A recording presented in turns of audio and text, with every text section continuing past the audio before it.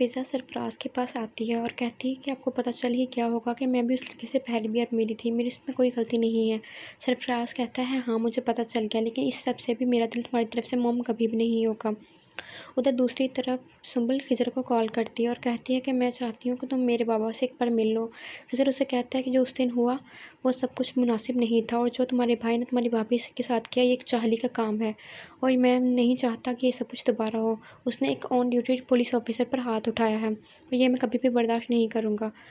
उधर दूसरी तरफ दुआ की सास उसे कॉल करती है, उसे हाल अहवाल दरियाफ्त करती है और पूछती है कि तुम कैसी हो और तुम्हें क्या लगता है कि गज़नवी अभी भी उस फ़राज से मिलता है।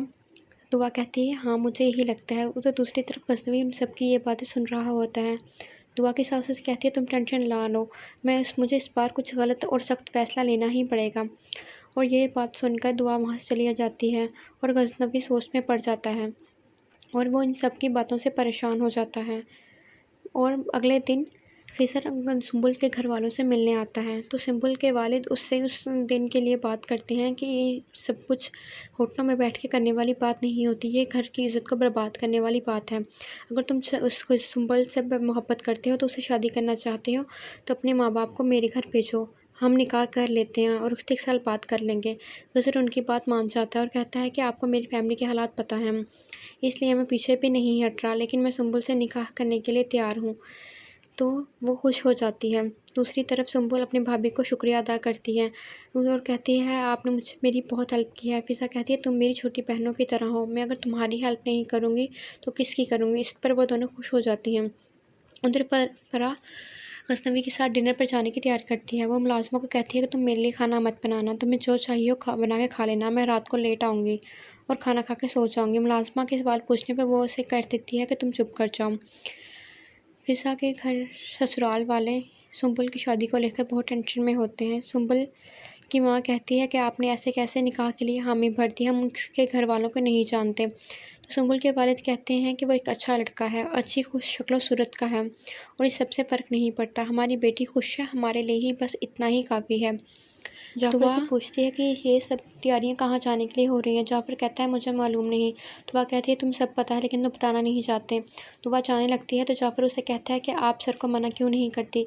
तो दुआ आगे से जवाब देती है कि आपको क्या लगता है वो मेरे मना करने से मना हो जाएंगे।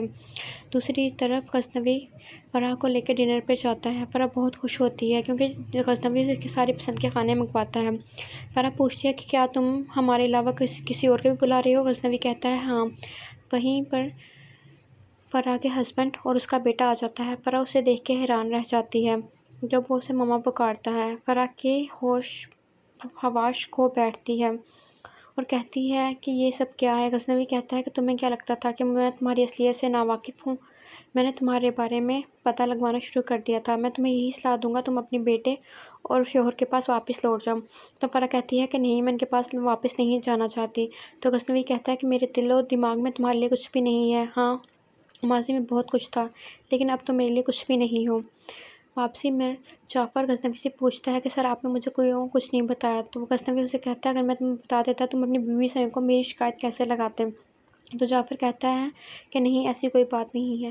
गज़नवी जब घर आता है तो दुआ उठ के वहाँ से जाने लगती है तो वो उसे रोक लेता है और कहता है कि आज तक मैंने अपनी सफाई किसी को नहीं दी और मैं ये सब करना भी नहीं चाहता था, लेकिन मुझसे तुम्हारी ये नाराज़गी बर्दाश्त नहीं होती, इसलिए तुम अपनी बेगुनाही का सबूत ज़रूर दूंगा। और वो खामोश हो जाता है।